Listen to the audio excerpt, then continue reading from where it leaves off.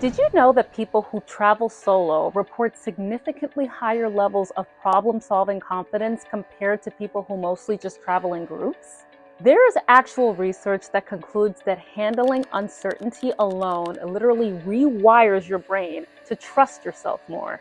I can't tell you how obsessed with that I am. You ever do something that scares you so much and it makes your heart race, but also leaves you thinking, I'm stronger than I thought? That was me the first time I flew solo as a Black woman. And honestly, it wasn't just the travel that changed me, it was the confidence that came with doing it on my own, while also losing 60 pounds along the way. And let me tell you, that version of me didn't even know what kind of power she was walking into.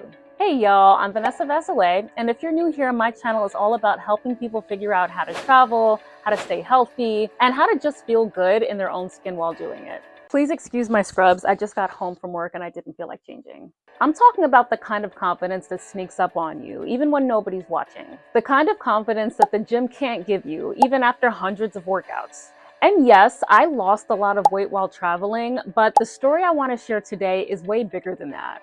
Because what I realized through all those solo trips and flights in foreign cities is that confidence isn't something that you find, it's something that you build moment by moment. And for me, it was country by country. So let's talk about my nervous beginnings, right? My first solo trip.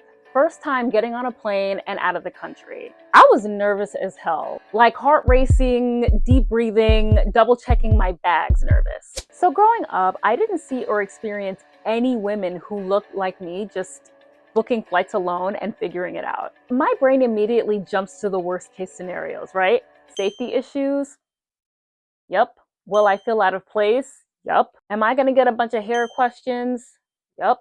I remember sitting in that airport, staring at the gate board, trying not to psych myself out, and I kept repeating to myself, Ness, you got this. You're literally built for this. Because honestly, you have to hype yourself up sometimes. Nobody else is gonna do it for you when you're alone. But when I landed and my feet hit that foreign street, even though I was still a little nervous, it hit me equally that I got this. It wasn't perfect and things weren't always smooth, but for the first time, I really trusted myself to handle whatever it was that was gonna come my way. Every little decision, finding my hotel, navigating the city, ordering food, felt like a win, and those wins stacked up faster than I ever expected. And yeah, there were moments that I got emotional, overwhelmed by the reality that I was actually here alone.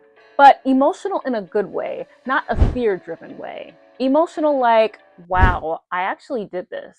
Quick note, there is real psychology behind that. When you face controlled fear, meaning you do something that scares you but you're safe, your brain releases dopamine. It's basically your body rewarding you for growth. So yeah, that rush that you feel when you push past your nerves, that is biology straight up cheering you on. So let me speak briefly about the moments that test you. Solo travel is mind-bogglingly.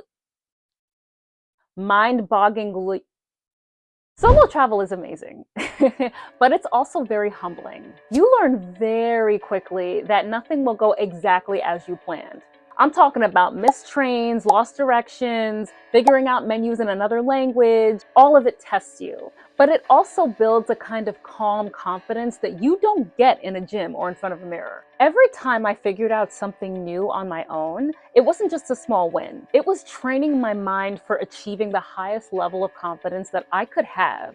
There was this one day in Madrid where I missed my train 3 times because I mixed up the platforms. And I swear I could feel the universe just testing my patience. But instead of getting frustrated, I just started laughing because at some point you realize that these little mishaps are the story. They are the growth. Let's talk a little bit about related neuroscience. Like the repetition of small stress recovery cycles, it's like losing your way and then finding it again. This will increase your resilience.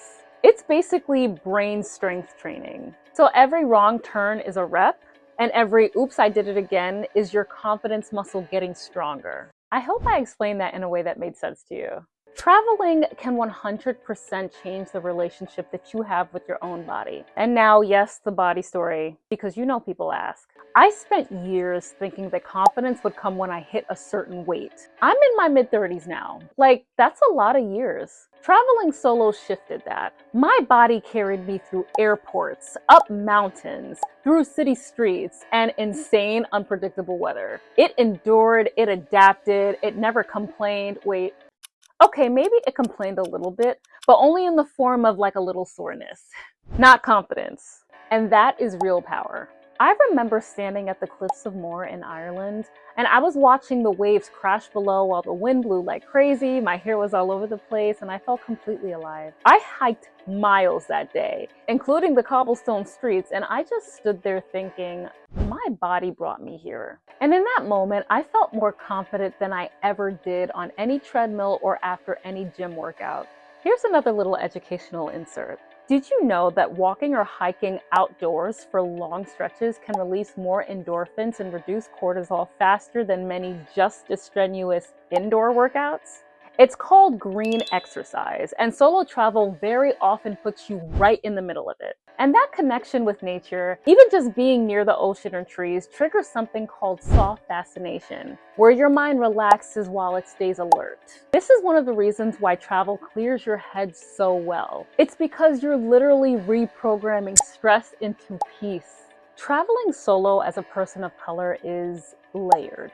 It's not always easy, but in the long run, it's always deeply rewarding. Even in places with large populations of people of color, like the Bahamas, being a Black woman traveling solo has unique experiences everywhere. For example, when I was down in the Bahamas, I met another Black woman traveler at a little beachside cafe in Nassau. At first, we were just swapping stories about our trips, like we were laughing about sunscreen and hair care and which islands had the best food. But then she shared something randomly personal. She said she often feels unseen in travel media, even though so many people of color vacation in the Caribbean. And I totally got that.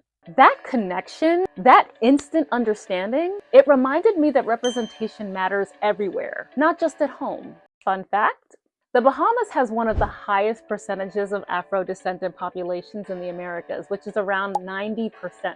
But even in spaces with large Black communities, Black women travelers often face unique cultural assumptions and expectations, or invisibility in travel marketing. That's why it is so important to share stories like ours. Damn, I'm really dropping the knowledge today, isn't it? Isn't it? I'm sorry, y'all. I just recently got back from England and I'm still in my English snob phase. Anyways, I'm American, by the way. I don't know if I happened to mention that in any of my other videos, but I'm from America. Oh, and I'll add this. Statistically speaking, solo travel among Black women has grown over 50% in the last decade. That is what I'm talking about. That's power in motion. We're not waiting to be seen. We are showing up. Confidence sneaks up on you. It's not about looking perfect or never feeling scared. It's about showing up anyway. Solo travel gave me the proof that I really wasn't able to get anywhere else. I could navigate uncertainty, I could handle my own business, and still enjoy every single moment. Every trip, every challenge, every laugh I had alone or with strangers reinforced the kind of confidence that sticks. And the more I traveled, the more I realized it wasn't about escaping my old life, it was about fully stepping into my new one. Thank you so much for making it this far in the video and sticking it out with me. If you've been able to relate to any part of this, or if you've been wanting to travel solo, feel stronger in your own skin, or just step into a bigger version of yourself, my book, Globe-Trotting and 60 Pounds Down, dives deeper into all of this. The link is down in the description. Don't forget to subscribe, and if you learned even one thing that you didn't know from this video, throw me a like. Or even better yet, share this with a girlfriend who's ready to glow up and go. Oh, and if you haven't seen it yet, check out my last video, 5 Things I Wish I Knew Before Traveling as a Black Woman. It's filled with real tips, funny moments, and insights that I wish that someone had told me before I started traveling solo. Seriously, it's gonna make your next trip feel a whole lot easier. As always, I'm sending you love, confidence, and good travel energy your way wherever you are. Keep showing up for yourself, keep exploring, and I'll see you in the next one. Happy travels.